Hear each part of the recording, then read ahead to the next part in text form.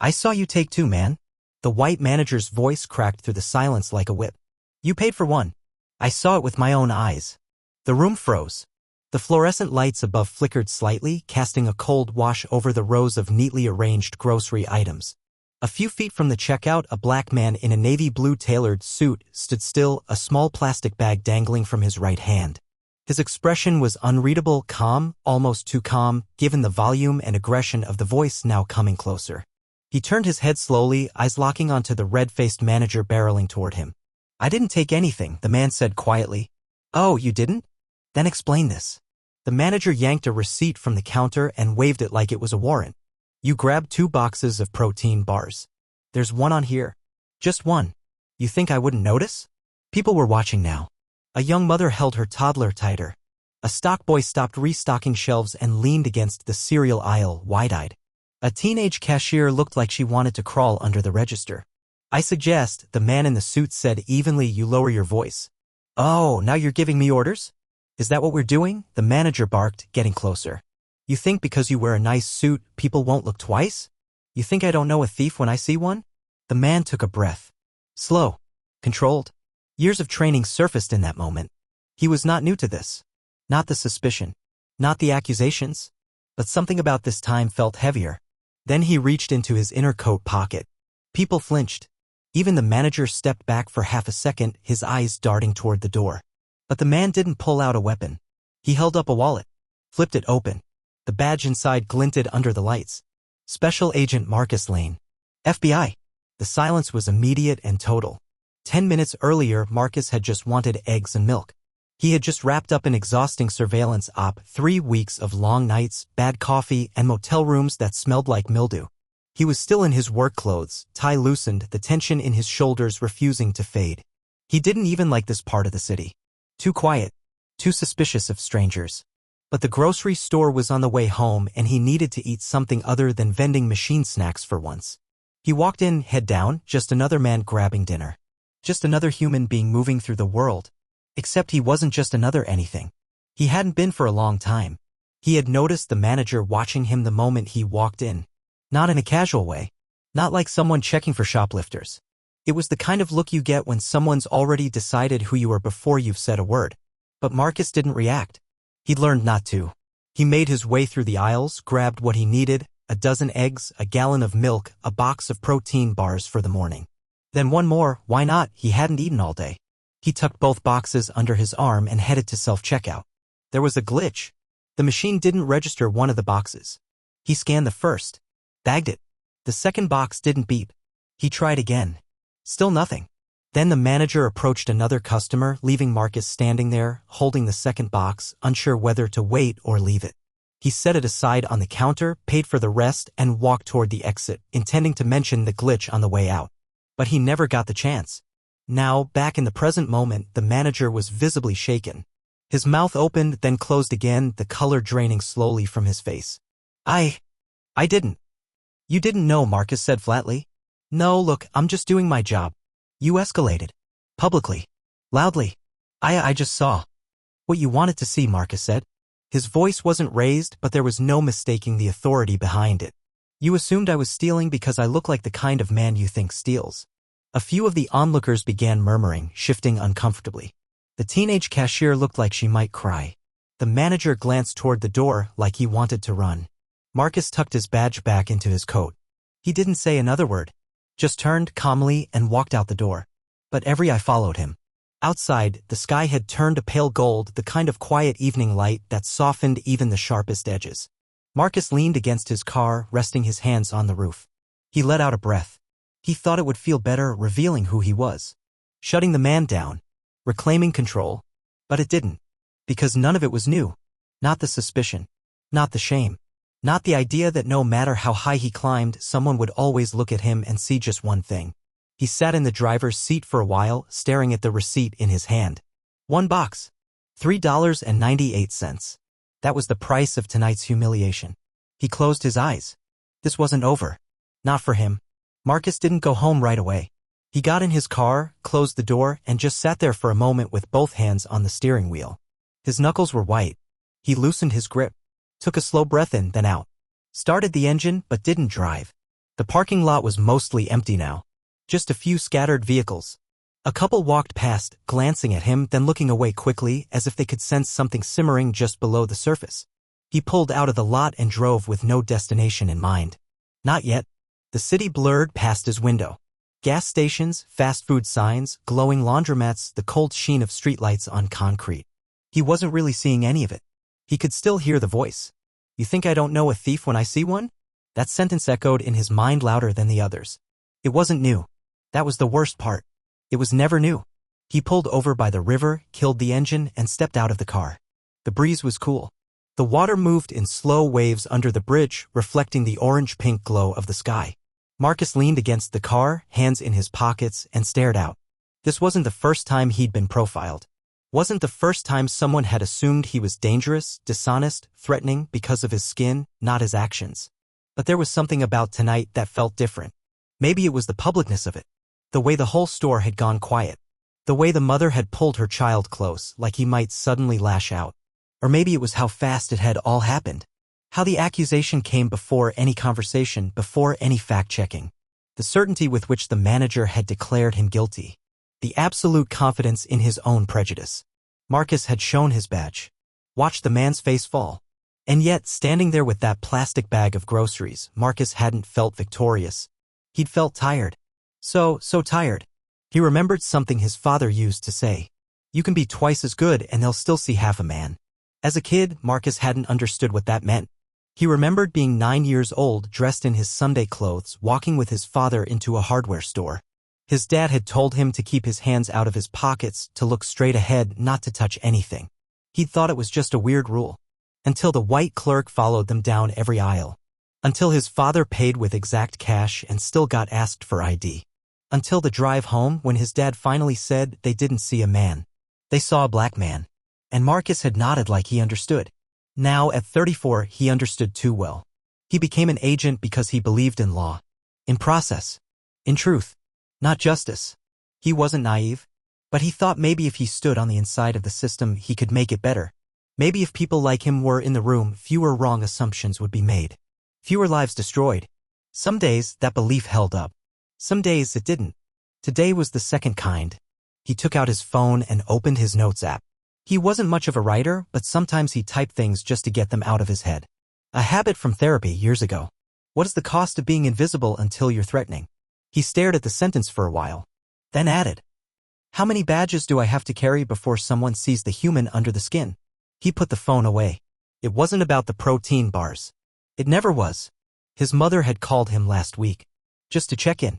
She always said she didn't watch the news, but somehow always knew which city had seen another unarmed black man go down. You all right, baby? He always said yes. Always. But tonight, he imagined her seeing him in that store. Watching that man shout at her son like he was trash. Watching everyone just watch. Would she still ask if he was all right? Would he still lie? He heard footsteps behind him and tensed, instinctively checking his surroundings. But it was just a jogger, earbuds in, moving past without noticing. He exhaled. Funny how fast the body remembers. Training kicks in. Even out of uniform, even on a break, the mind stays on alert. It had saved him more than once. It had also drained the life out of him over the years. He stayed by the river until the sun slipped out of sight. The horizon turned deep blue, then black. Only then did he return to the car, slide into the driver's seat, and finally point the wheel toward home. His apartment was clean, quiet, and personal. He hadn't really decorated.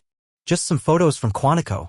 One from his academy graduation, standing next to his mentor, both in uniform, both smiling. He changed out of his suit, folded the jacket carefully, placed it on the back of the chair. He stood in the mirror and looked at himself. The way the store manager had looked at him. Not at the clothes. Not at the badge. But the man beneath it. He looked the same. But something in him felt scraped raw. He thought about filing a complaint. He had the store name, the timestamp, the receipt. He could make noise. Write it up. Get someone fired.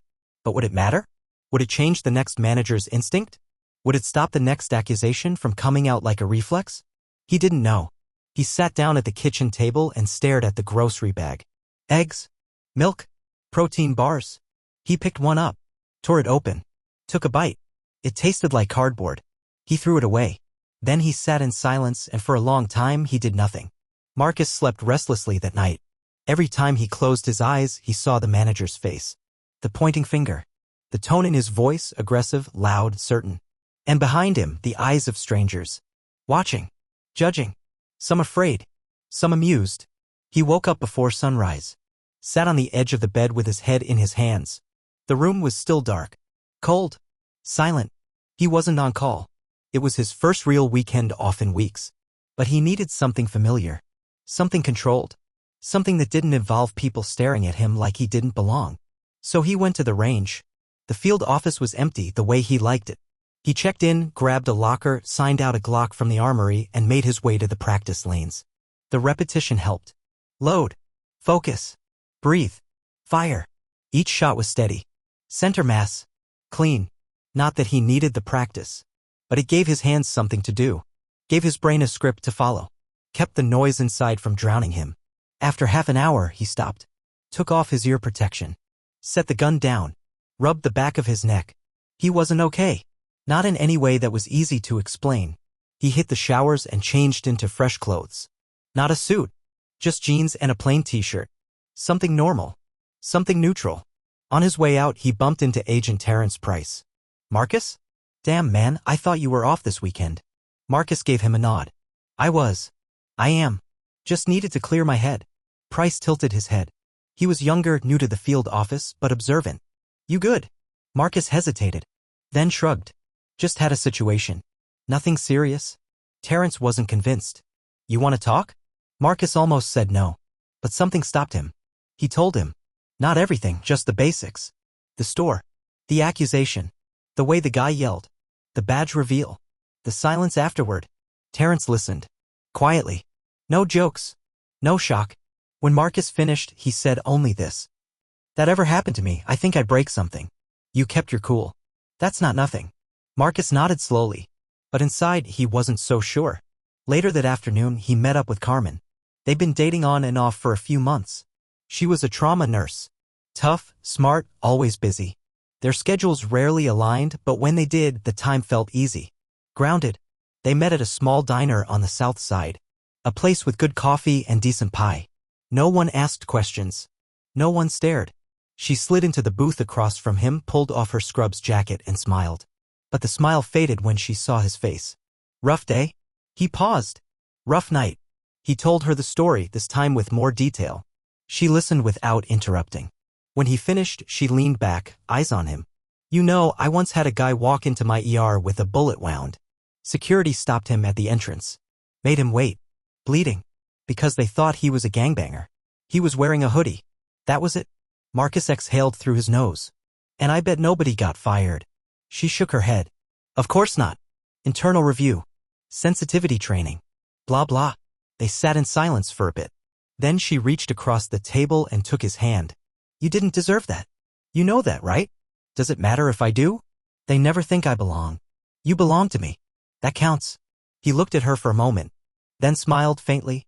That night, he sat on his couch, TV on mute, phone buzzing with texts he didn't answer. He pulled out a notepad. Something real. No screens. No apps. He wrote, what would have happened if I didn't have that badge? He underlined it. Then, below it, what about the ones who don't? He sat with that thought. The silence in the apartment felt loud. But it was the right kind of loud. Tomorrow, he would file the complaint. Not out of revenge. Out of duty. Because the next person might be a teenager. A kid in a hoodie.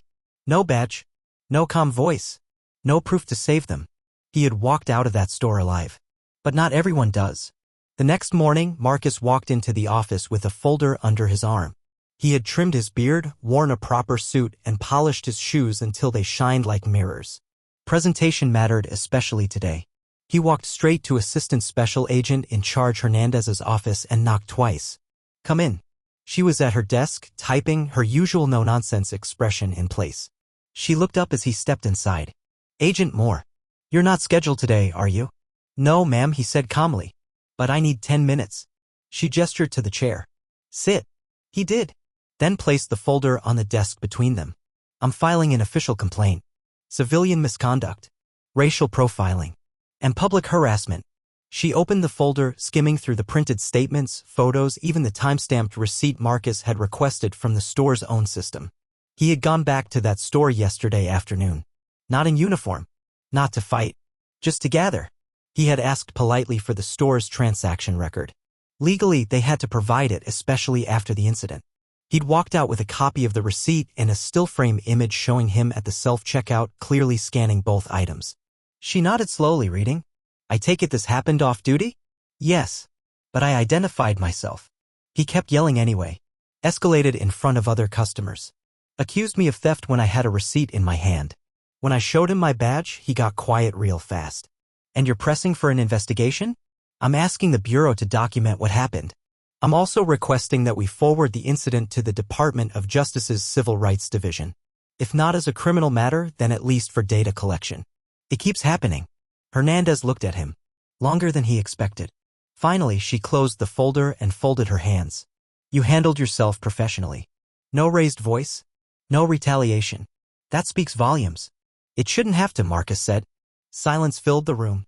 Then she nodded. I'll process it personally. Marcus stepped out and exhaled slowly. His fingers had been clenched without him realizing. His palms were damp. He walked the long hallway back toward the elevators, mind buzzing. That's when he saw a group of trainees touring the floor. Fresh faces. Nervous energy. The next wave of field agents. They paused as the trainer, an older agent named Croft, gestured toward the main bullpen. This is where the real work happens. Some of the best agents in this building sit in these chairs. Marcus made eye contact with one of the trainees. A young black man, no older than 24, eyes sharp, standing a little straighter than the rest. Croft noticed Marcus and raised a hand. Perfect example. Agent Marcus Moore. 12 years in. Top-level clearances. Hostage negotiation background. One of the best we've got. The trainee's face lit up. Not with hero worship. With recognition. Like maybe he could imagine himself in that role, too. Marcus gave a polite nod and kept walking. But that glance stayed with him. Later that day, Marcus stopped at his parents' house. He hadn't told them what had happened yet. They deserved to hear it from him, not some twisted version online if it ever reached the press. His father was in the garage, fixing an old radio like always. Hey, Pop. Boy, you only come by when you're either in trouble or hungry. Marcus smirked. Bit of both. He pulled up a folding chair, watched his dad work. The radio guts were exposed, all wires and dust. Somehow he made it make sense. After a while, Marcus started talking. No dramatics. No anger. Just the facts. His father kept working, head down. When Marcus finished, he wiped his hands on a rag. I told your mama this world don't change fast. Not for us. Not really. I know. But you made it through. Held your ground. That badge saved you, huh? Maybe. Maybe not. Hard to tell. His father looked him in the eye. You walk with it, don't ever let it walk for you. You hear me? That badge is yours. You earned it. But you were somebody before it. Don't forget that. Marcus nodded. I won't. The sun was setting by the time he got home. He changed into sweats, made a simple dinner, and sat on his balcony with a cup of tea. His phone buzzed. A text from Carmen. Thinking about you. Need anything? He typed back. Just air. And maybe pie. She responded with a heart emoji. Then, 5 minutes later. I'm bringing peach cobbler. Be there in 20. He smiled. They ate on the couch. Paper plates. Cheap forks. No ceremony. Afterward, she curled into him, her head on his shoulder. Did you file it? Yeah. And? They'll process it. Might lead to something. Might not. But you did your part. Yeah. Carmen tilted her head back to look at him. You still mad? I don't think it's mad. I think it's tired. Like, deep tired. Like a kind of weight you forget is there until someone presses on it. She nodded. I know that kind of tired. They sat in silence, the only sound the hum of the fridge and distant cars outside. Eventually, she whispered. You want to come to church with me Sunday? Marcus blinked. I haven't been to church in years. I know. But sometimes just being in a place with music and people who believe in something bigger, it helps. He thought about it. Yeah. Okay. That night, he slept better. Not great. But better. And in the dream, when the manager pointed at him, accused him. Marcus didn't freeze. He didn't just show the badge. He spoke. Loud. Clear. Unafraid. And everyone listened. Sunday morning came cold and gray. Marcus woke before his alarm, the promise of something unfamiliar lingering in his mind. He dressed slowly, pulling on a plain shirt and jeans. Carmen waited outside his door, smiling gently. You ready? He nodded, swallowing down the hesitation. They drove in silence. The streets were quiet, the sky heavy with clouds. Marcus felt exposed in the passenger seat like everyone could see all the doubts he tried to hide. When they arrived, the church stood tall and weathered. Stained glass windows filtered the weak sunlight into shards of color on the sidewalk. The old wooden doors creaked as they pushed them open. Inside, the air smelled of candle wax and polished wood. People were gathering, folding themselves into pews, greeting one another with hugs and handshakes. The choir rehearsed softly in the corner, their voices warm and steady. Carmen led Marcus to a seat near the middle. He watched her quietly, feeling like a visitor in a place he didn't know. The service began. The pastor's voice was calm and steady, reading passages about faith, justice, and hope. Marcus listened, but his mind wandered. He thought about the manager in the supermarket, his shouts echoing in the aisle. He thought about the silence that followed the badge, the weight he carried even when no one spoke. He thought about the trainees, the bright eyes looking at him like he was some kind of hero. Was he? When the choir sang, Marcus closed his eyes. The music filled the space between his ribs, softening the edges of the day's memories. After the service, Carmen introduced him to some of her friends. They smiled warmly, asked polite questions, listened when he spoke. For the first time in days, Marcus felt the tight knot inside him loosen a little. Back home, Marcus sat at his kitchen table staring at the folder on the counter. The complaint he had filed sat heavy between the mundane clutter of bills and mail. His phone buzzed again. This time, an email from HR. Subject, Incident Review. Dear Agent Moore, we have received your complaint and begun an internal review. We take these allegations seriously. Please prepare to meet with Human Resources and the Office of Professional Responsibility on Thursday at 10 a.m. Thank you. Human Resources. Marcus exhaled deeply. The investigation was starting. He didn't expect it to be easy. The following days were a whirlwind. At work, whispers followed him like shadows. Some colleagues avoided his gaze, others pretended not to notice the tension. He noticed the subtle shifts, a door closing too quickly, a meeting scheduled without him, a look that lasted too long before quickly disappearing. The store incident had spread beyond the grocery aisles. It was becoming a story, a narrative. Marcus felt the weight of being both invisible and hypervisible all at once. One afternoon, he sat with Carmen in a quiet cafe. They'll dig, she said softly. Try to find anything they can use. Why? What do they expect to find? That I'm not who I say I am. She shook her head. It's about control. About power. You challenging the system. He looked out the window, the city moving past in blurred lines. Maybe. On Thursday morning, Marcus arrived early for the meeting. The conference room was cold, sterile. A long table stretched before him, surrounded by HR reps and investigators with unreadable faces. Agent Moore, the lead investigator, began. We understand the seriousness of your complaint. Our goal is to be thorough and fair. Marcus nodded. They asked about the incident, the details, his feelings. They asked about his career, his reputation. They asked if he had witnesses. Marcus answered truthfully. When they left the room, he sat alone for a moment, the silence thick around him. Days later, a call came. The store manager was suspended pending further investigation. The supermarket chain issued a public apology.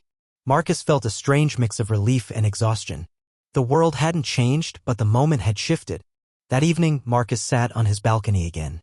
Carmen joined him with 2 cups of coffee. They talked quietly. I'm proud of you, she said. I'm tired, he admitted. But you're not alone. He smiled faintly. Not alone. The morning after the apology, Marcus woke with a strange sense of calm. The storm had passed, or so he hoped. But beneath the surface, something had shifted. He wasn't sure if it was relief or a simmering fire waiting to burn. He got ready for work in silence, the usual buzz of his routine feeling oddly distant. At the FBI office, things were quieter than usual. Some colleagues offered polite nods, others avoided eye contact altogether.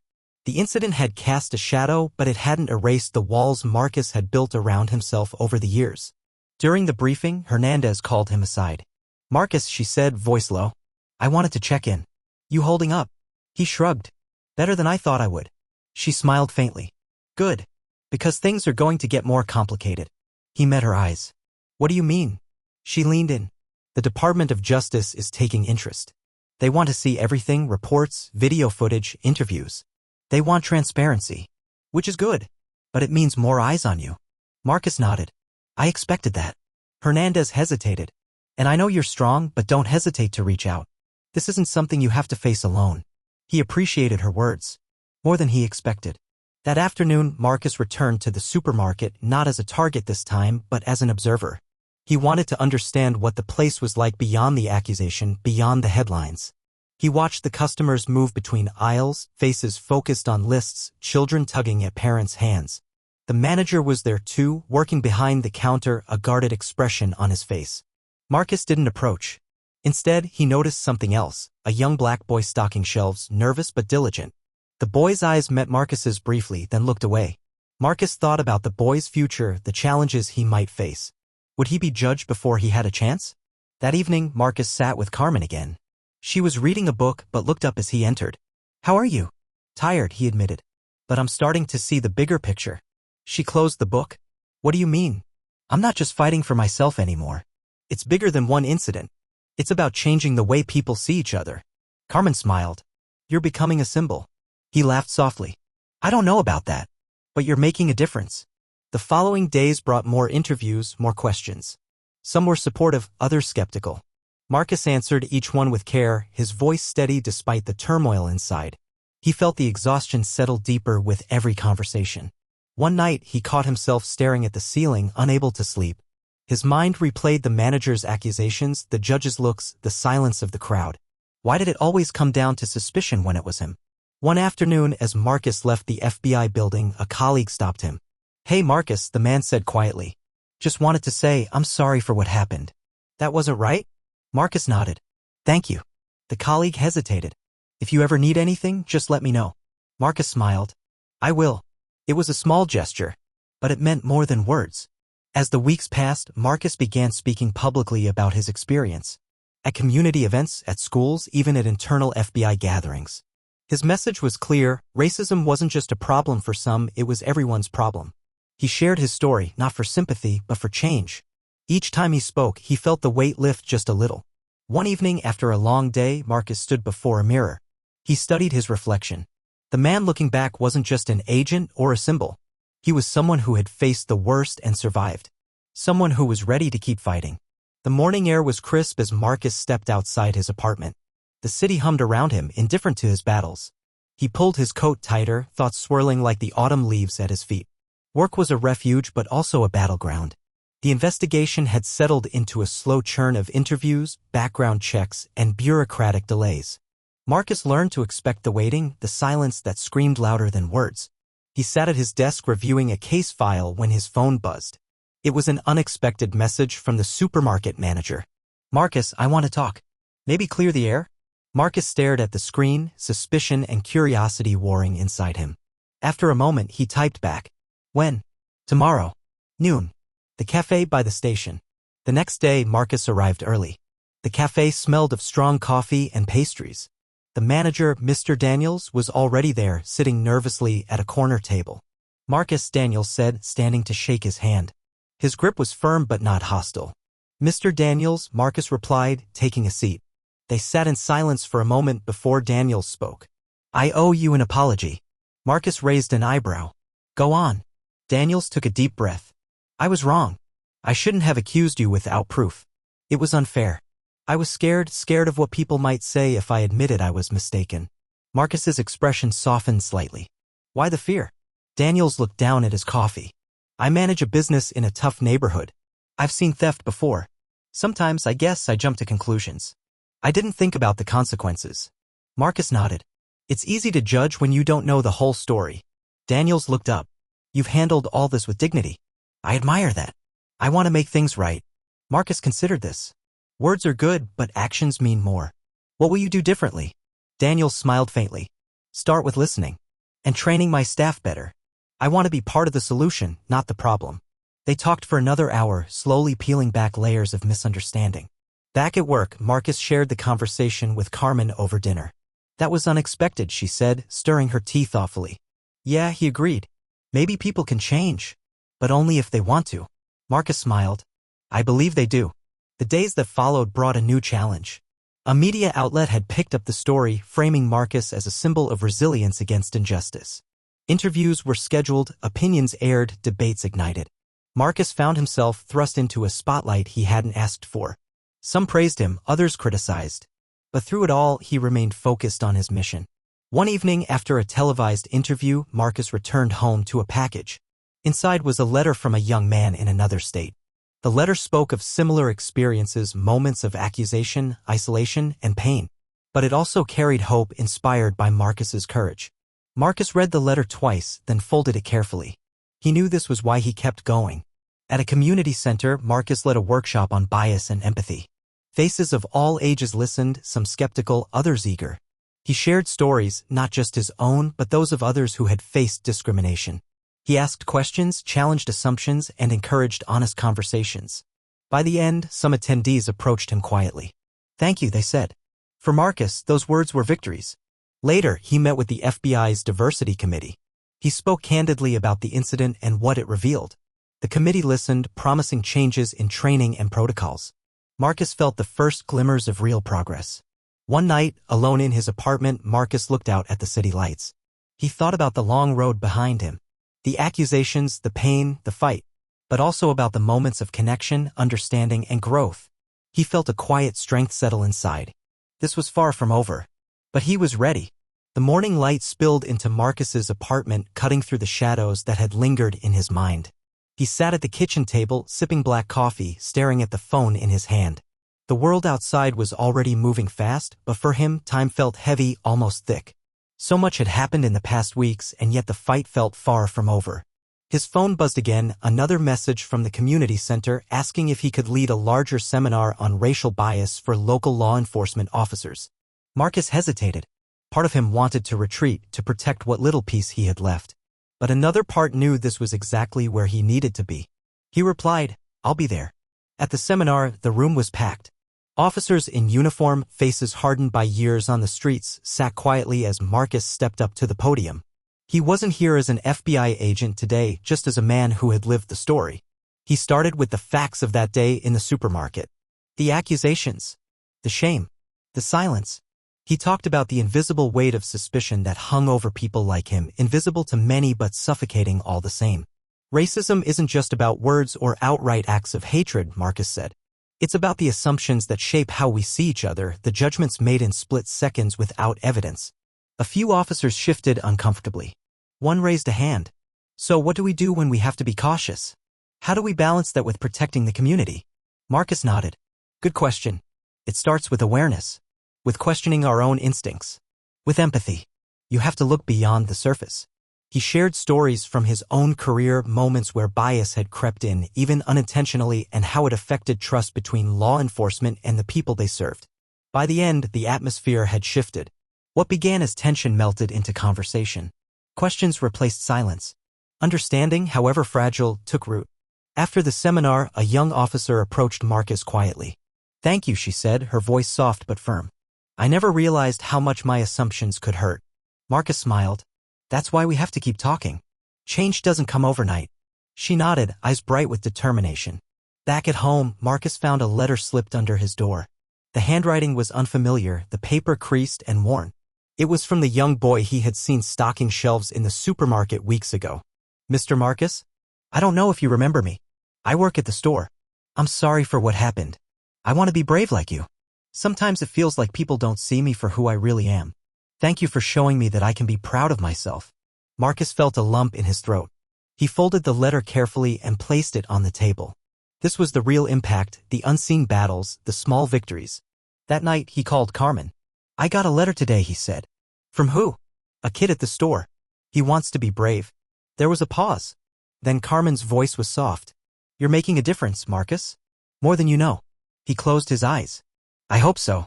The media frenzy wasn't over. New reports appeared, some supportive, some vicious.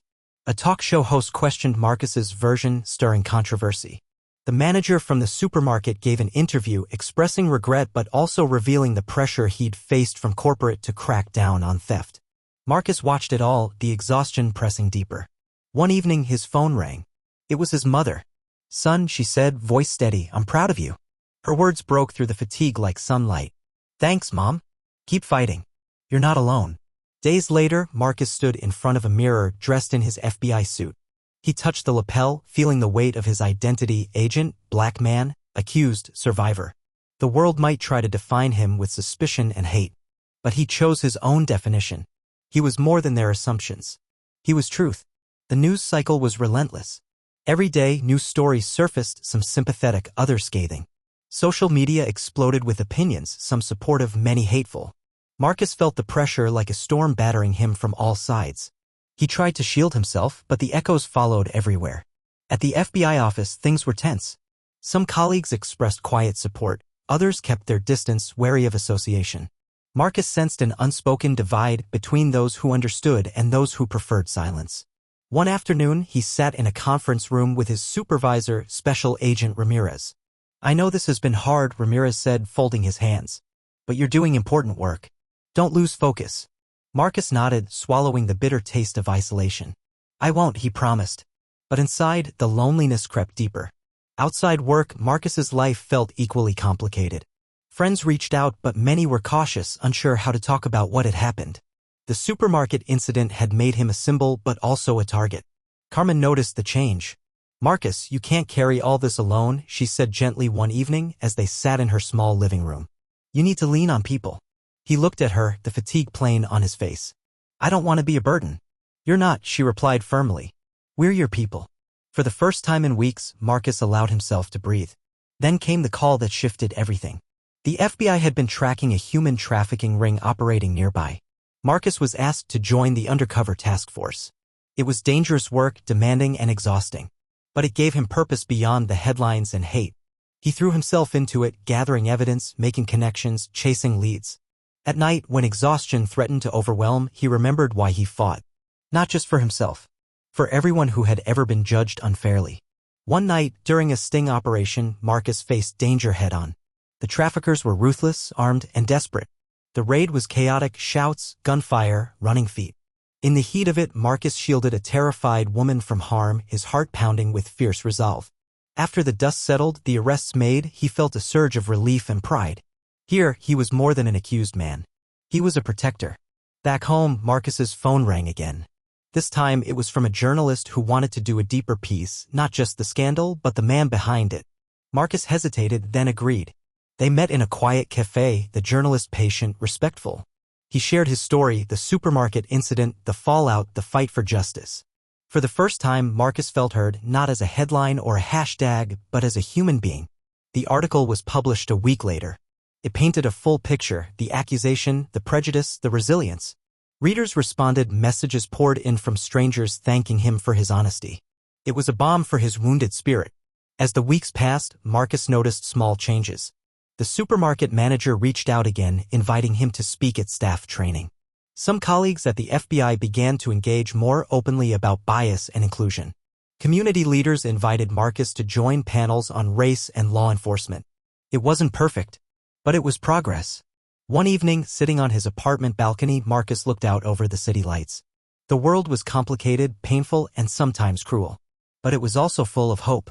And he was determined to keep fighting for that hope. The days grew shorter, the chill of early winter settling over the city. Marcus sat alone in his apartment, the quiet around him almost deafening after months of turmoil. His phone rested on the table, silent for once. No news alerts. No messages. Just stillness. He stared out the window at the streetlights flickering in the dusk, the city moving on without him. The weight of everything, accusation, pain, fight, hope pressed heavily on his chest. Memories came flooding back, the sharp words from the supermarket manager, the whispered suspicions, the cold stares. But also the moments of unexpected kindness, the letter from the boy, Carmen's steady presence, the seminar room full of listening faces. His journey had been a winding road through darkness and light. That evening, Carmen knocked on his door. She entered quietly, carrying 2 cups of coffee. "You've been quiet," she said softly, sitting beside him. "I'm tired," Marcus admitted. "Sometimes it feels like I'm fighting shadows." Carmen reached out, her hand resting over his. "You're not alone in this." He looked at her, gratitude and vulnerability mixing in his eyes. "How do you keep going?" "Because there's no other choice," she said firmly. "Because your story matters. Because people need to hear it." Marcus nodded slowly. "I want to believe that. I want to trust it." She smiled gently. "You do. And you will." Weeks later, Marcus found himself back at the supermarket, not as a customer, but invited as a speaker at an event organized by the store to raise awareness about bias and inclusion. He walked through the aisles that had once felt like a trap, now transformed into a stage for change. The crowd was small but attentive: staff, community members, a few curious customers. Marcus shared his story openly, no holds barred. He spoke about pain, about fear, about resilience, about the fight to be seen for who he truly was. When he finished, the room was silent. Then came the applause, slow, then growing sincere. After the event, Mr. Daniels approached him. "I'm sorry, Marcus," he said quietly. "For everything. For the doubt, the accusations." Marcus looked him in the eye. "Thank you for saying that.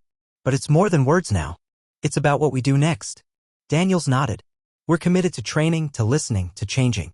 Marcus felt a cautious hope bloom inside him. That night, Marcus stood outside, looking up at the stars. He thought about the journey, the anger, the fear, the loneliness, but also about courage, connection, healing. He realized that healing wasn't a destination. It was a process, a choice made every day. He pulled out his phone and typed a message to the young boy who had written to him months ago. "Keep being brave. Keep telling your story. We're all stronger together." He sent it. And for the first time in a long time, Marcus felt something light inside him. Peace. His story was not just his own anymore. It belonged to everyone who had ever been judged unfairly, silenced, or misunderstood. Marcus knew the road ahead would still be difficult, but he was ready, because he had found his voice, and he would never let it be taken away again.